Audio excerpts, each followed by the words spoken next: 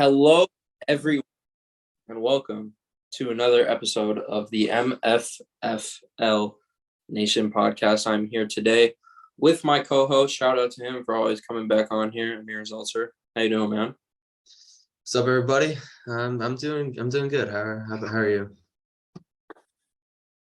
In life, good. Mavericks wise, not so good. Okay. It hurts. It really does. It's early in the season, so I still have a lot of hope.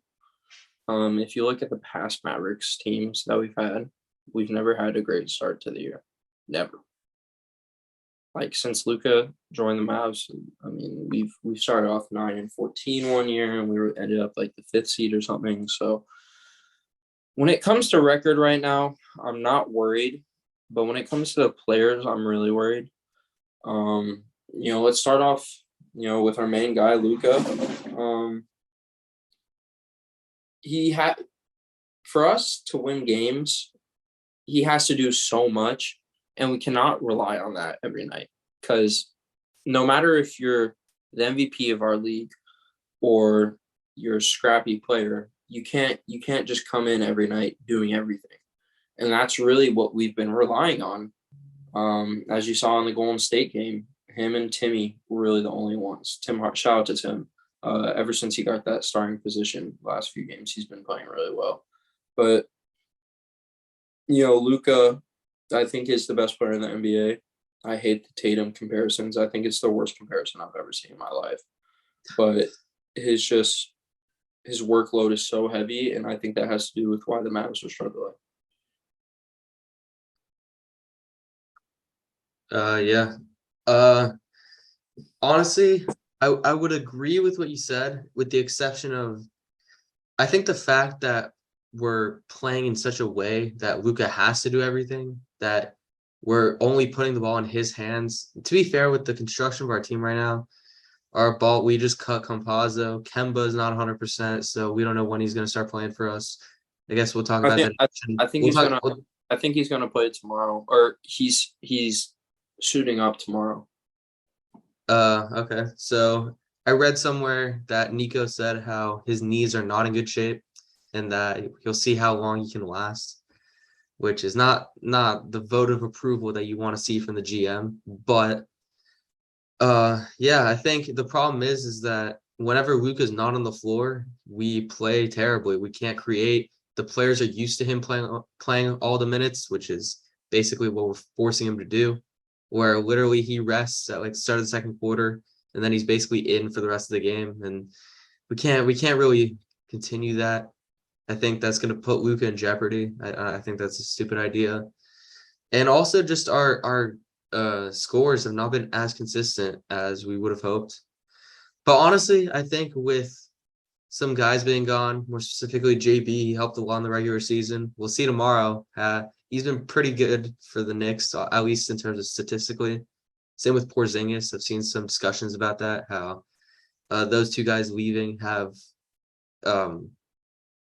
negatively impacted the team. Our team's worse now than it was then, which I think I would disagree, but we could talk about that. But I think it's just, we need guys to get into rhythm. The fact that we're 500 and none of our guys are in rhythm, really. The exception, not even 500. We're a game below, but whatever. And we've played some good teams recently. Our schedule the last 10 games has been tough. Played the Raptors, Celtics, Warriors. Obviously, we've had some bad L's, I think we lost to the Rockets. We lost to the Pistons. We've had some other ones that we should have lost. I think we're keeping a lot of games close, which is important. We're not getting blown out. Our worst loss this year was to the Celtics by 13. I think it was 125-112. So I think the fact that we're losing these close games isn't ideal. I think Luka's missed like 5 potentially game-winning shots this year. So I think the record thing is fine. I think we're scoring a lot of points. I think it's just a little bit of an adjustment. The only thing I'm a little bit concerned about is our defense has not really been up to snuff. It was a lot better last year. And I think we're going to have to be much more consistent on the floor if we want to guarantee ourselves a playoff spot. But in terms of offensive, I think once our guys get into a rhythm towards the middle of the season, I think it'll be all right. I think we'll get back to winning ways. I agree. Um, I definitely agree. And, one thing that what you said about our record will be better throughout the middle of the season is that we need our record to be good throughout the whole year. I mean, I think a great team you could talk about when it comes to that is the Phoenix Suns. They're just a great regular season team, and that's very beneficial when you come to the playoffs. We luckily had the 4 seed last year, and having home court advantage was very, very beneficial in that first round. I don't know if we would have got out the first round against the Jazz if we didn't have that home court advantage. Because you think about it, Luka's not playing those first. Wait a minute, the first two or three. 3. Three. And I don't know if we win game 2 in Utah. So I think that we need to realistically To be fair, we split both at home and away right. in that But series. Yeah, we it was did- 1-1 going we into had- Utah, 2-2 going out of Utah. So yeah, but it'd be nice to be a 1 or 2 seed. it would be nice. It's It not. would be really nice. It's not like the season's done. We can't get back up to a 2 seed. We're 4 games behind Denver. We're 4 games behind Denver. The West is looking really good this year. Yeah. We're the 11 seed right now. It's early in the season. I get it. We're the 11 seed though. But we're literally 2 games back from the 4th seed. Like, that's how close it is. Is it still? I saw that was the case like a week ago. Is that still the case? That still is the case. Memphis is 12-9, and Memphis holds the 4 seed. And Are we I 9 and 10? don't think teams like the Jazz are gonna hold a positive record. So I mean, we're gonna go in front of Yeah, them. there's a lot of teams that are doing really well. I don't think the Kings are gonna stay this good. I think they'll make the plan, but I don't think they'll be the 6th seed at the end of the year. I don't know if the Pelicans will be. I don't know if the Grizzlies can be. There's just a lot of teams that had a good start. I don't know. No one knows what's going to happen in Minnesota. It's not looking good. Cat just went down, and even with both of them playing, it wasn't looking pretty at all. If you look at the 8 through the 11 seed right now, 8 through 10 is all 11 and 11, and then we're the 11, 10 and 11. So, but back to the players, because I feel like this is really what we need to focus on.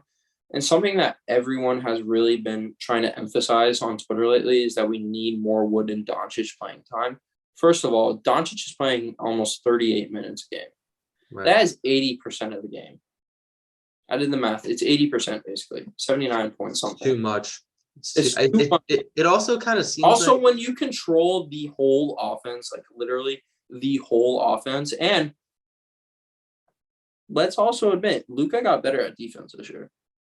Yeah, he's looking better. I mean, he's putting more effort there. He's averaging 2 steals a game, which is very impressive. So I really think we're such a better team when Luka and Wood are on the floor together. It's just a matter of getting Jason Kidd to realize that. I think he was slowly realizing it last night. Wood had a good game, 25-8 against the Pistons. I'd say his first struggle game was against the Warriors. He had a season low of 4. But he's a great rebounder. He's, I'd say, one of the best finishers in the NBA. He's very what's a good word? Even artistic. He's very smart around the rim. He knows how to score. Spence, I want to blame that game on Spence last night. If you have to blame it on anyone, the guy took 2 shots, over 2. Never got in rhythm or anything. Timmy's very impressive. Since he got that starting role 2 games ago, he has been shooting lights out from 3. He shot 5 for 11 against the Warriors, and he shot 6 for 14 from 3 against the Pistons, which is good numbers. He's getting to the basket more and more, which I like to see. But it's just late game situations. I think Josh Green should be out on the floor. I think Josh Green should be 6-man. I think Christian Wood should be starting. I think the reason why we're playing Reggie Bullock so much is because of his defensive impact. He's a great defender. I think Dodo and Reggie have been getting a lot of blame. Maybe less so Dodo, more so Reggie, and to start the year, Timmy before he came into the starting lineup. Doe actually plays the second most minutes. He does. It's like 33 minutes a game. 33, and then Spence at 32. But I think I talked about this on Twitter, but I'm seeing sparks of Dwight Powell turning back into his playoff self, which isn't good. Isn't good. Oh, okay. Yeah. Is not. What do you think about that? Do you think Dwight should be getting the minutes he should be getting? Do you think it should just strictly be Wood, Cleaver, and McGee playing? How many minutes is DP getting? 18. 18. I think that's fair, honestly. I think JaVale hasn't played the last few games, by the way. He hasn't gone in. I kind of agree with that decision. I'm a little bit sad that it hasn't really worked out with him. He's been a rim runner, and that's it. His defensive abilities has been not as good as we expected.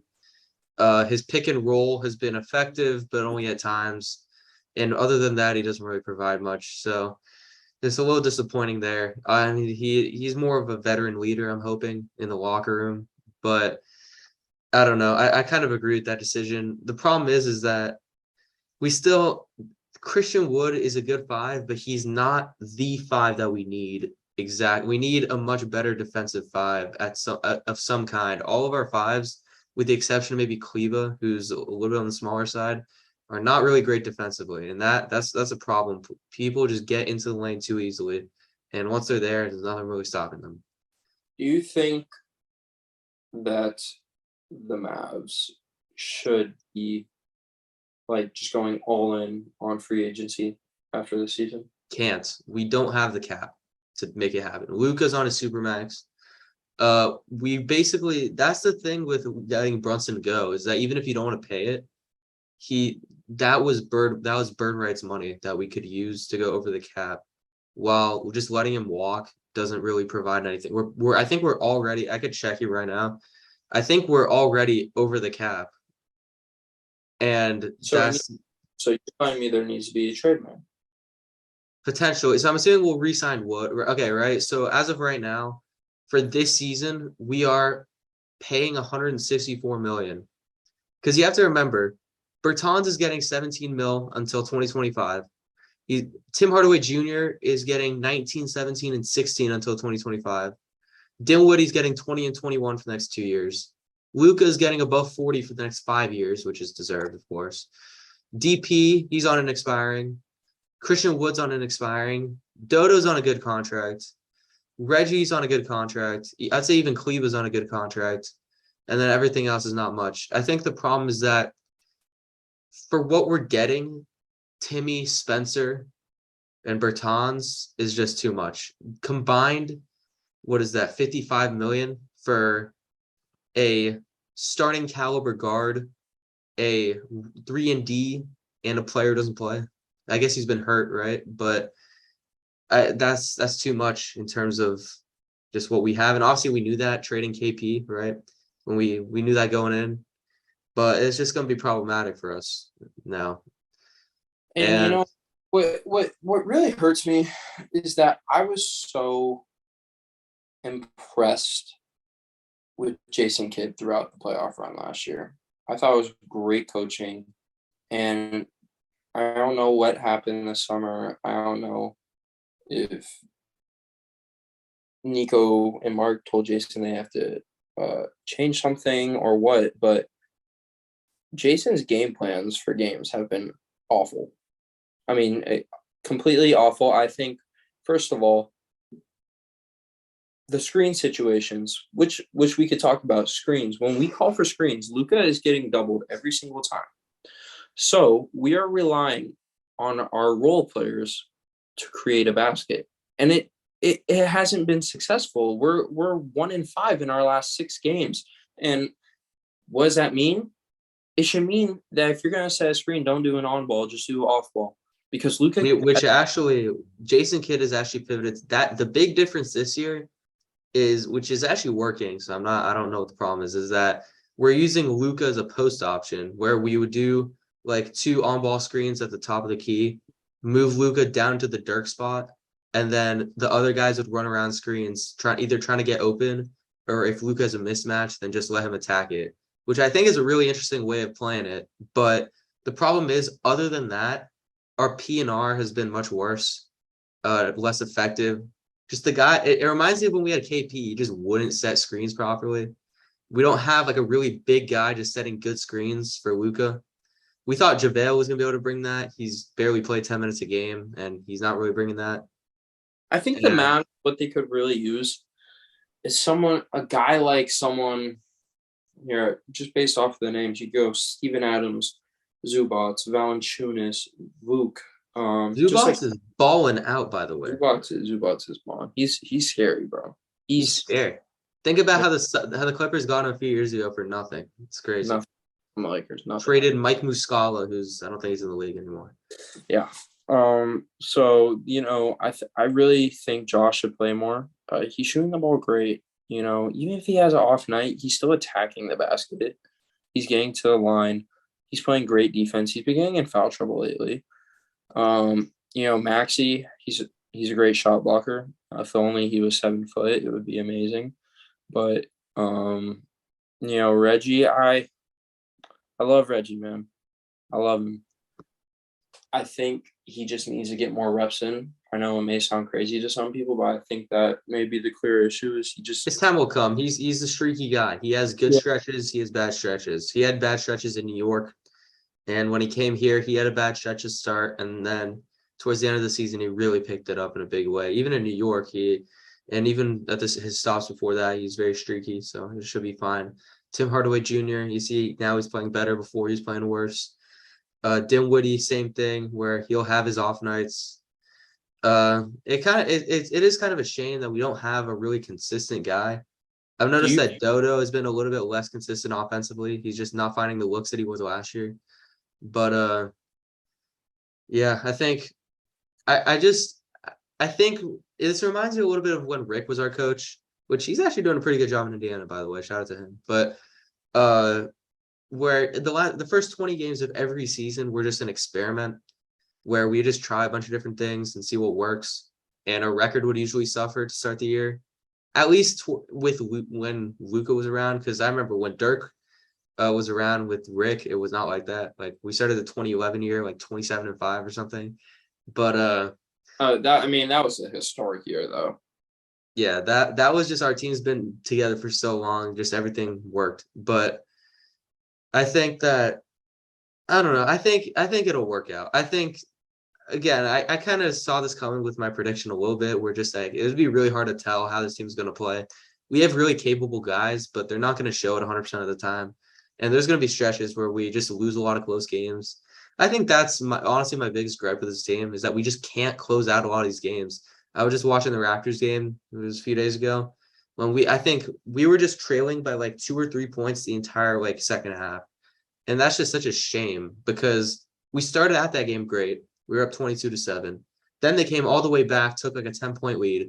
We brought it down all the way to like 5-4, like 3-2. And we could take the lead for like a minute and we'd lose it immediately. Mm-hmm. And I think that was when Siakam was still out too. So I think that the fact that we can't hold leads and we can't fight our way back into games and we're just like losing by a little bit, we just haven't been clutch enough, to be honest.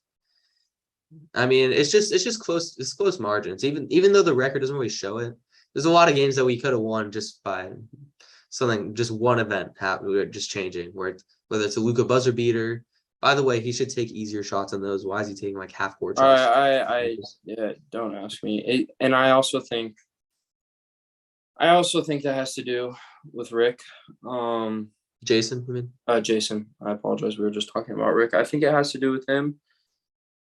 It seems like every time we go into a late game situation, there's no draw. It's just Luka shoot the fucking ball. Yeah, it's a little weird because I've seen Jay Kidd talk in his press conferences and he's like being sarcastic about like, oh, like Luka, stop being so good. Like maybe we need to actually draw up some more plays, think of something else to do because although the post play works, especially in like just like regular games, towards the end of games, just isoing Luka doesn't really work effectively 100% of the time, especially when doubles are getting thrown. You're relying on usually corner shooters that are being inconsistent. So sometimes those are times where you're gonna win or lose games based on streaky shooters. When I think our game plan towards the end of games should be a little bit more, set in stone, a little bit Now, more consistent. I want to remind everyone, I just looked it up. Our record last year, at this point in the season, we were 11-10. 11-10. Were we not 9-14 to start the year? That was 2 years ago. Okay. That was 2 years ago. And then eventually we got to 15-17. We then got to 18-18, went on a 6-game win streak. Yeah, we had a great month of January and February, I remember. And we got to 26-19. We got to 26-19, and then we just even better from there. got way better. So, guys, I Right, understand. we were 26-9. We only lost like, what was it? 30 games. We were like the best team in the NBA after All-Star break. Second best, Celtics. That's right. I think that something like that could happen again. I just think we need to find more creative ways to work our offense without Luka. Maybe use him like obviously he's most effective when he's on the ball, but just use some like decoy just to throw some teams off. Just stop making it such an easy decision to double him. That's it. I think this is the time to get our other players in a rhythm so that by the time the playoffs roll around, so we can close those close games. So those guys are already in rhythm. They're not just waiting for Luka to pass them the ball like Still did. And then secondly, just in the playoffs, and all our guys will be like, ready to go. If I'm Jason Kidd, and Jason Kidd's a good coach, I think he's just struggling right now. He's a great coach. Yes, he is a great coach. If I'm Jason Kidd right now, every time Luka Doncic is not on the floor, obviously Spencer Dinwiddie is on the floor. That's obvious. You get a secondary ball handler / scorer on there. No. You cannot win an NBA Finals with just having one main guy on the floor. Because say this is the lineup. Spencer Dinwiddie, Josh Green, Dorian Finney-Smith. Let's say Luka's hurt, for instance. Knock on wood, right? Christian Wood. Okay. What do we do? How do we run our offense? I mean, first of all, you have to extend Wood's minutes. Of course. I'd actually even experiment, especially when Luka's on the floor.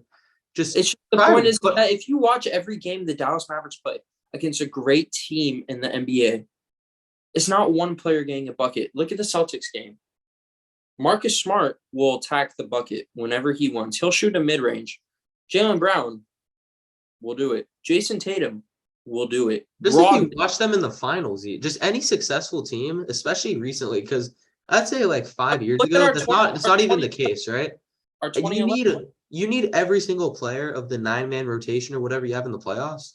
You need every single one of those guys to be contributing in a big way. Any one of them could step up at any given minute and score the basketball, contribute on the offensive end of the floor, contribute on the defensive end of the floor, and just make it happen, make things happen, right? If you watched the games that the Celtics won, even the games that the Warriors won, obviously Steph and Tatum, for instance, were really good, but it was always those role players that ended up finishing the job. Look at Wiggins, what he did in the finals.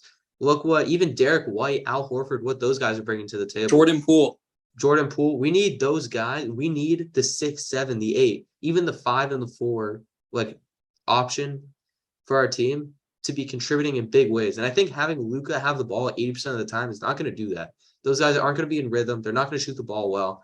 They're just going to feel cold, The problem is, and that's the way the teams has been built, is that Reggie Bullock isn't going to go off the perimeter, take a dribble pull up and shoot it. But he's not. It's not his game either. Dorian Finney-Smith, that's not his game. You may see him attack the basket a few times. Maybe. Josh Green isn't going to shoot a dribble pull up. Either Josh Green's shooting a catch and shoot 3 or attacking the basket. We have 4 creators on this team. We have 3 shot creators. Maybe 4. I'll go 4. 4. I'm counting Wood here. I'm going Luka, Dinwiddie, Wood, and I think Tim Hardaway can create a shot. 100%. Those are the 4 guys that create their own bucket. We'll see what Kemba can do, but even him, at the stage that he's at in his career, watching him a little bit in New York, like he can create, but not consistently. He's like a spark plug kind of guy at this point. But we need to hope he can create because I hope so. I think it's going to be really important for the Mavs down the stretch that when Luka's not in the game to have Dinwiddie and another guard on the floor. Even put Jaden Hardy. I was about to ask. And he's been dropping what he can do because he's putting up 30 points a game in the G League. That's got to mean something. I know it's not the same caliber of players in the NBA as the G League, but 30 points is 30 points. Especially in the minutes that Luka isn't playing. Like you might as well, like at the end of the day, if we're already getting negative minutes out of the minutes that Luka's on the floor, at least experiment with some things. Like try new things. While it's early.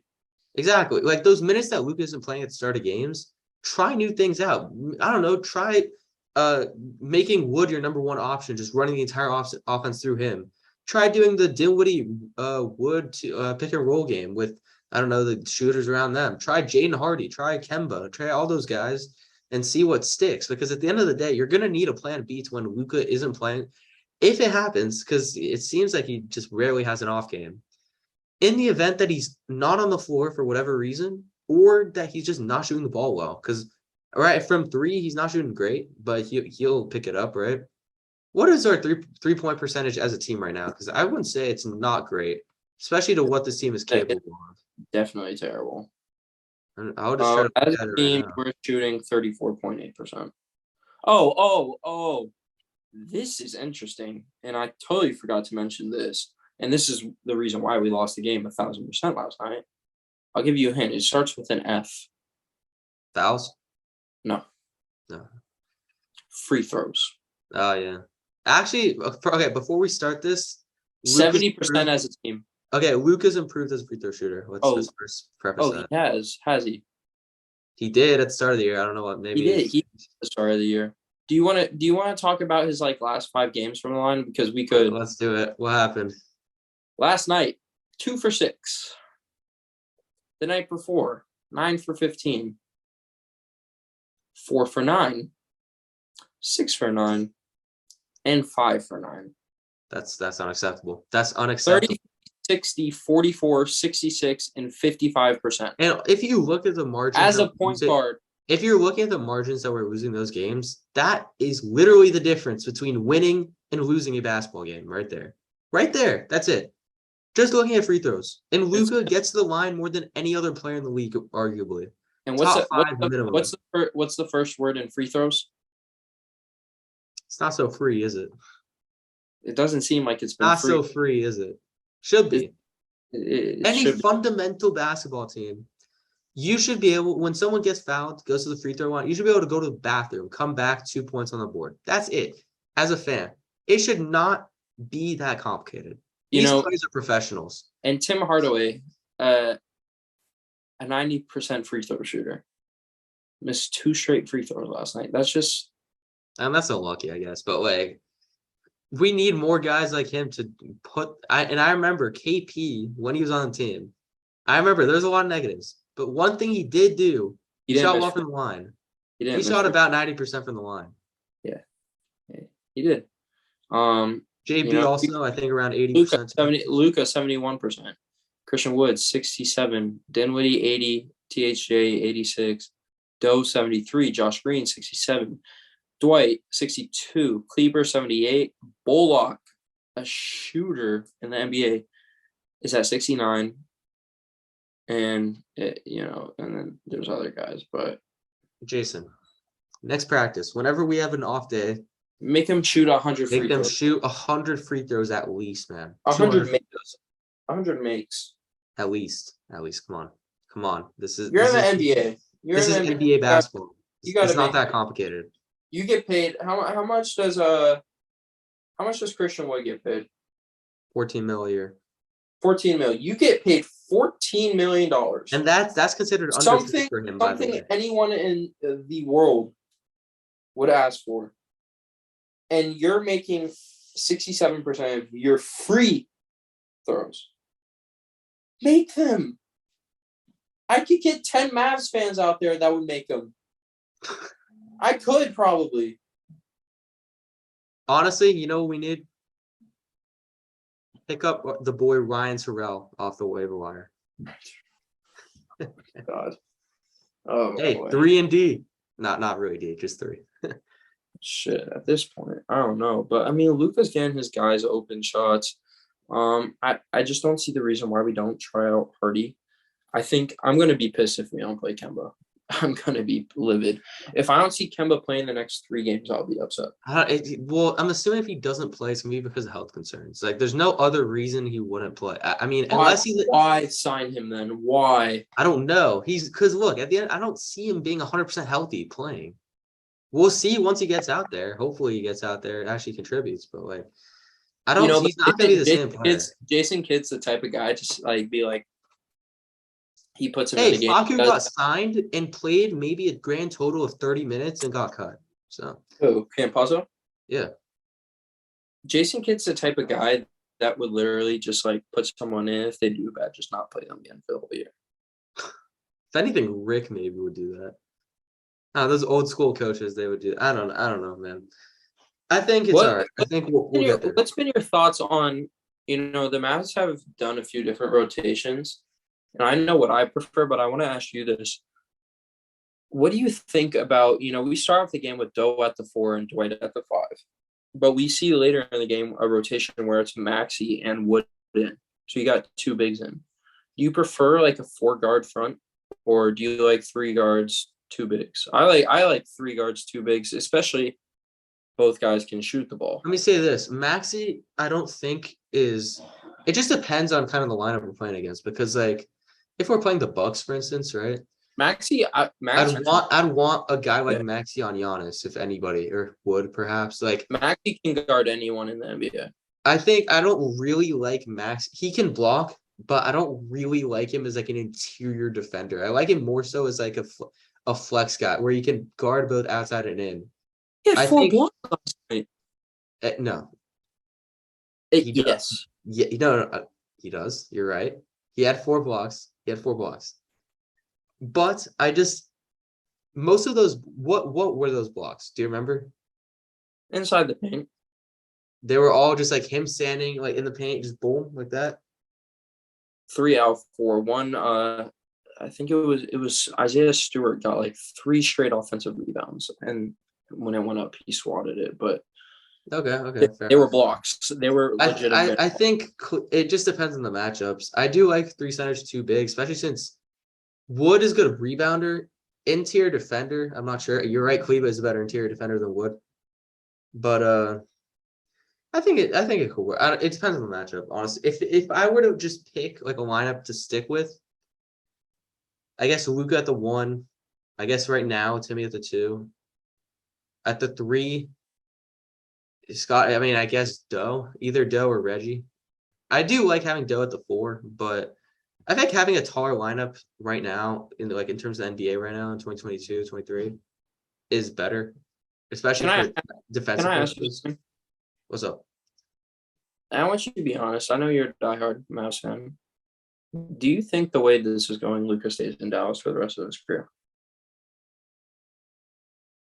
I know it's a painful question. I don't know. See, I would say yes, but he's not Dirk. We got to remember that. He doesn't have that loyalty. Not that I don't think so, at least. He's going to get frustrated. I think that honestly, I think we'll turn around the season. We'll be fine. But with all these grievances, I think that think about this. If all of these things are going wrong, we're losing a ton of close games. We're not shooting well from the free throw line, all that stuff, right? At the end of the day, we're still 500, 2 games out of the 4 seed. Yeah. The potential of this team is really good. We just don't realize it for the whole season. Now the question is that Luka gets a ton of media coverage, which is unlike any star we've had in Dallas in terms of for the Mavs. Dirk never got this kind of media coverage, and obviously before that, the Mavs were a new team. They didn't really have a superstar like that. He's the consensus number 1 for the MVP conversation. I think once that happens, I'm assuming he's going to win the award. Then I think the conversation will begin to change. I think he wins the award if we're 6 seed or above. I think we'll get there. I think it'll be fine. If we're playing, honestly, even if we're in the play-in, no, the way Luka is playing, it doesn't matter. The way he's playing, he's literally like top 5 statistically, with the exception of blocks, in like every stat, almost. He's number 1 in points, assists. I'm pretty sure he's at least top 10. He's averaging like above 8 assists a game. Top 5. Rebounds, he's averaging like 9. He has 2 steals a game. He's improved as a defender. He's being used in new ways. His post game is greatly improved. The only thing really is his free throw shooting and the fact that we're not winning games. There's really, like, compared to any other player in the league, he deserves it. And if he keeps this up. Once he wins that individual award, I think then questions will start to be asked. I think they're already being asked. The fact that Luke is getting more coverage than any other player, I think, is going to start getting to him. So I think what needs to happen by, All-Star break, obviously, I think Reggie needs to be gone. I think a few other players. Who are you trying to get instead of him, though? Like, he's been bad, but like his skill set is something that we need. Who am I trying to get? Yeah. I have one person in mind. Shoot. OG. Why would they trade him? For Reggie? No, I'm not saying straight up. Good Lord. What are you suggesting? You would have to throw Reggie. I think you may have to throw Tim, and you would have to throw a few picks. It would have to be 2 firsts, Reggie and Tim, I think. And even then, I'm not 100% sure they do it. They would definitely take it for 2 firsts. They're not really, like, they're still trying to contend, kind of. Like, he's one of their younger guys. Look, I agree he'd be a great addition to this team. He'd also be a great contract. I don't think it'd work in terms of contracts, to be honest. I don't know what Toronto's cap space is like. But OG's I think he's on his second deal, right? Might be on his first deal. I think he's on his second. I mean, he's getting 17 mil a year. Okay, so that's the contract of Tim, more or less. So they'd probably have to throw in like a salary filler kind of thing. I could see it happening. I mean, I would really love. I mean, do you see the Mavs doing like a blockbuster trade where they like send off like Wood or Dinwiddie and like just get a superstar? If the situation is, I don't see it really this year, but next year, if the situation is dire enough, yeah. I think the problem is that Wood is not worth anything as an expiring. We saw it. We traded him for nothing. But we got him for nothing. I hope we don't get rid of him. And also because a lot of our guys are underperforming, their value is lower. Right? Means we have to give up more. Yeah, that's stupid. Why would you trade a player at his worst? Instead, you trade them when they're playing well, you get more. Right? Then we're not going to get we're going to make our team worse is the problem. Who would you be interested in as trade candidates? Would you be interested in a Karis LeVert? Yes, I would be interested in Karis LeVert because I think he's a little bit better. He combines Tim and he combines Tim and Reggie a little, but a little bit worse of a shooter. He's a better creator than Reggie, but he's also a better defender than Tim, I'd say. He's averaging 12 this year. 5 rebounds, 5 assists. Although, honestly, I don't see Cleveland really doing anything. They're looking pretty good right now. Yeah, you're right. I mean, he's actually shooting 38.7% from 3. He's a good shooter. I don't know, like, many people. There's really not much at this point that we just need to hope that our players get into rhythm because we just got. I think our biggest mistake was losing. I don't think this year is the time to make moves because I still think that with the potential of our team, we can make a push for the finals. But I don't I don't think that any trades we make now are really going to do anything for us long term, or is really going to even help us, because our guys are worth less. They're on over, like, they're getting paid more than they should be. Christian Wood's on an expiring, so he's not really worth anything. And like, there's not really that much. People are getting mad that, like, we didn't do anything in free agency. There's not much we could have really done besides the Wood thing, besides, I don't know, just what we ended up doing. There's really not much we could have done. So I think we just need to hope for the best. I think that once our guys play a little bit better, we shoot a little bit better from free throw. I think our team also needs to work on the clutch situations, because we got to be finishing those games. It's so frustrating watching these games, sometimes against worse opponents, teams that we should be beating, teams that we have the talent to beat, and just letting it slip away every time. It's really frustrating. And I think that once we get that sorted, and I'm sure they will, these are a good group of guys. We saw what they're capable of. Mm-hmm. That we'll get it done. So I and also, if what you said earlier, how like the management's pressing them to like not give Christian Wood as many minutes because like of his contract and whatever, I think that's stupid. Let the man play. Free Wood. No, just kidding. Let the man play though. And I think we'll be fine. At the end of the day, with all these grievances we've been having over the last 40 minutes of this pod, we'll be fine. We're one game below 500. We're not playing the best basketball. We're still winning games. So I think once we start playing a little bit better, once we are a little bit more consistent, shoot better from the line, our defense improves a little bit because we've been giving up a lot of points. We have, man. We'll be fine. As a team that is 30th in pace in the league, and that's never going to change because of the way we play, we have to be more efficient. So, and better defensively too. That's the way we're going to win games. If we control the pace, we have lower scoring games, we have to defend better, we can win a lot of games. So at the end of the day, I think we'll be fine. Also, we need to spread the ball around a little bit more. Rely on Luka slightly less. We'll be fine. We'll see what happens next year, because I don't really see Luka doing anything this year in terms of like questing out. He literally just signed his contract. Yeah, I mean, he's here for how many? And even then, another consideration is that, like, look at what happened with KD. Like, Luka's such a valuable player that, like, there's no trade offer that the Mavs even take, with the exception of like Wemby and like all of like the Pelicans core or something. Like what would you do for Luka? What trade would you accept him? What would I trade for Luka? If Luka requested, he said he was sitting out the rest of the year. He requested out. I would trade. What would you do? Nothing, because you just hope that you can repair the relationship. I He's think the best player in the league. He's the most valuable asset. It would have to be something with the Bucks or the Celtics. Or arguably the Pelicans. If it was something like Zion, Brandon Ingram, and like the Lakers pick and their own pick and like 5,000 other picks. Nothing. What if you were guaranteed the first pick in the draft to get Wemby and to get 2 All-Stars? I don't know. Exactly. There's not a package that can get Luka, even if he's sitting out. The only package you could really ask for is Giannis. They're not trading him. He's not gonna leave. No, I know. I'm just saying, like, he's too valuable. He's not going anywhere.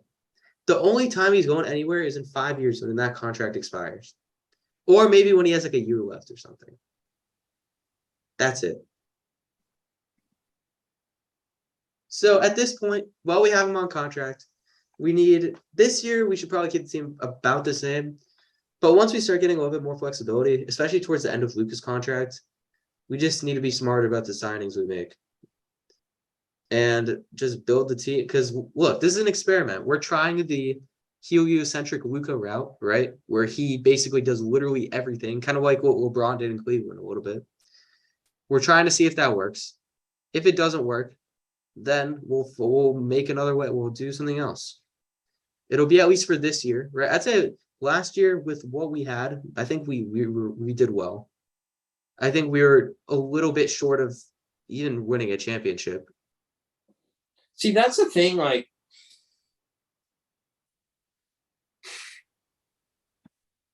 I just think fans are overreacting a little too much. I think we're fine. Hey, we're overreacting a little bit. We'll be fine. I think changes need to be made. I think we need to experiment with Kemba and Hardy. But At the end of the day, we have a good group of guys. Even with all the problems we discussed, 2 games out from the 4 seed. I'd like the one thing I want to end this podcast off with is I love Wood, I love Maxey, and I hope that like they should be in a Maverick uniform. They should be playing this much. But I hope one day, man, for the love of the Lord, we get a big man like Tyson Chandler. Like just someone who should which center in the league is like him? Jared Allen, maybe. Jarrett, I think. Like just someone who gets rebounds and block shots. Jared Mobley. I guess Rudy Gobert, right? No, I don't want Rudy Gobert. He's also making like $40 million a year, by the way. Like even, or just like a dog, like Steven Adams. Like just someone with a big presence that gets you rebounds. You know what? Give me Zubats. I will do anything I will trade Doe for Zubats. I said it. Trade Luka for Zubats right now. I would do anything for Zubats. Luka? No. Dinwiddie and Tim and Doe. For just Zubats? Yeah, I don't know. I would take what's his name? Norman Powell. He's a great player. He is a great player. I would also take Terrence Mann. No, I wouldn't. No. He's all right. I think the problem also a little bit with the Mavs is that the guys we have are not like big presences in some ways. We don't have that. Bro, it's just 3 and D. Like that's it. Other than 4 guys, it's just 3 and D. We need more guys with that dog in them, with those guys that can just take over a game. We have 1. We don't have, like that's the problem. Like if you look at, bro, wait, who's the guy that was Killian Hayes? He just had 1 good game and then happened to be versus us. Like, he's actually been really bad this season. Besides for that, no, he actually has been like on fire the last like 4 games. But but before Cade went down, he was doing bad. Yeah. By the way, we lost to Detroit without Cade. That's just. Can we not talk about it? We've lost to Detroit without Cade. We lost to Orlando without Paulo. We beat the freaking Warriors. It just a lot of shit is adding up. We do that a lot. There's just certain teams. Before we end this podcast, because I'm about to end it, but I do want to go over our upcoming schedule. And we got the Knicks. I think the Knicks is a win. I think we shit on Jalen Brunson. I'm gonna predict an L. We always do. We always do bad against the Knicks, man. We do. All of those stereotypes of us doing bad against teams is always true, man. This is especially different. This is different. Okay. Suns, I think we beat them. Dub, we lost them to start the year. At home. We're winning that game. We suck on the road. We're 1-8 on the road. Are we really 1-8 on the road? We're 1-8 on the road. 2011 Mavs are better on the road than at home. 75% of our losses have been on the road. Get better on the road, please. Nuggets, I think that's a 50-50. It's on TNT. I'm gonna say, based on what you said, we would lose. Like if we won the first 2 games, we'd lose that one. But based on what I said, I think we would win. We always do well against Denver. I feel we went 1-1 against Denver. Yeah, it's always close actually. Remember that game where Luka had that posterizer and then Jokic hit that game winner like 2 years ago or 3 years ago? Jokic hit a shot to go to overtime and we won in overtime. No, didn't we lose that game? No. Bucks at home. Win. We do well versus the Bucks usually. Yeah, we do. And then Bulls on the road. L. I think L. I say 50-50. We did bad versus them last year. Thunder I think it's at home. I think we beat the Thunder at home. We've already played them at home, right? I don't know. Oh, we lost. Yeah. Remember that? Yeah, we were up by 18 in the 4th quarter and we lost or whatever it was. Cavs at home. I think that's going to be that's a good game. And then Trailblazers at home. So win.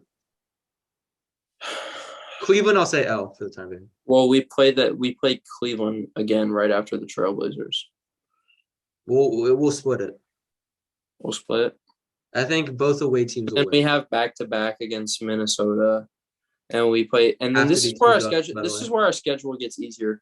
Lakers on Christmas We Day. go Right? Rocket. We go Rockets, Lakers on Christmas. We lost to Houston, by the way. We go. Listen. Rockets, Lakers, Knicks, Rockets, Spurs, and then when we start off in January, Rockets again, We're playing Celtics. the Rockets like 3 times in like 2 weeks.